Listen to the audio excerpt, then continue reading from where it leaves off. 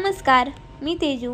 तर आता मी एवढं झंकी-पंकी घालून कुठं चालली आहे ना, तर ते मी तुम्हाला सांगते. व्लॉग पूर्ण बघा.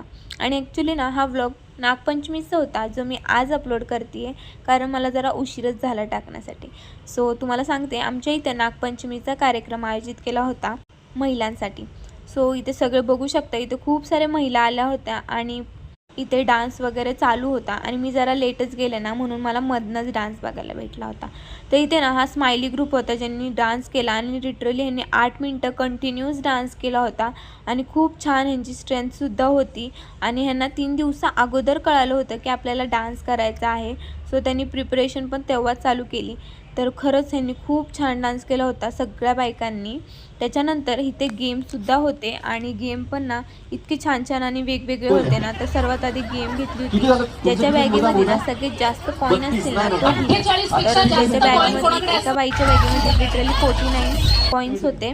सो ते विनर झाले. आणि त्याच्यानंतर परत ह्यांनी मूड फ्रेश करण्यासाठी ना लावणीचा डान्स ठेवला होता. ज्यांना ज्यांना लावणी करायची होती ना ते जाऊन स्टेजवरती लावणी करत होते. इथं बघू शकता की त्या आजी पण किती छान नाचत होत्या आणि त्यांच्या प्रतीने खूप चांगला डान्स करत होते. त्याच्यानंतर वरती काही जण डान्स करत होते, तर काही ज्यांना लावणी येत नव्हती ना ते जाऊन खाली डान्स करत होते.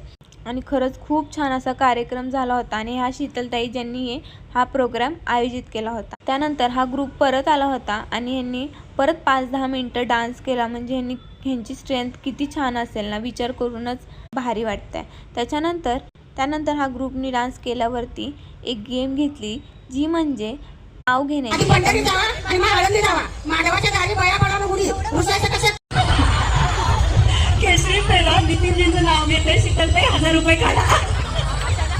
हे झाल्यावरती सगळ्या बायका खाली गेल्या आणि त्याच्यानंतर गेम होती ती म्हणजे केसांची. सगळ्यात जास्त मोठे केस कोणाचे ना तो विनर. तर त्याच्यामध्ये एका बाईचे गुडघ्याच्या खालीपर्यंत केस होते ना, त्यांना विनर झाल्या होत्या. त्याच्यानंतर लास्ट गेम होती ती म्हणजे ही रॅम्प वॉक. सगळ्यांनी खूप छान अशी रॅम्प वॉक केलं आणि बघू शकता लहान लेकरंसुद्धा रॅम्प वॉक करत होते.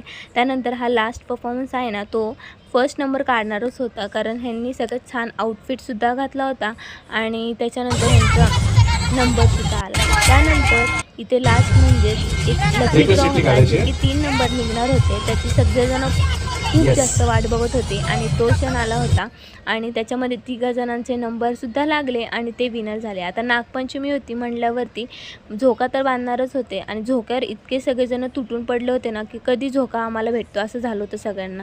तर असं सगळा दिवस होता. तर भेटूया नेक्स्ट व्लॉगमध्ये. कसा वाटला नक्कीच सांगा. चॅनलला सबस्क्राईब करा. बाय.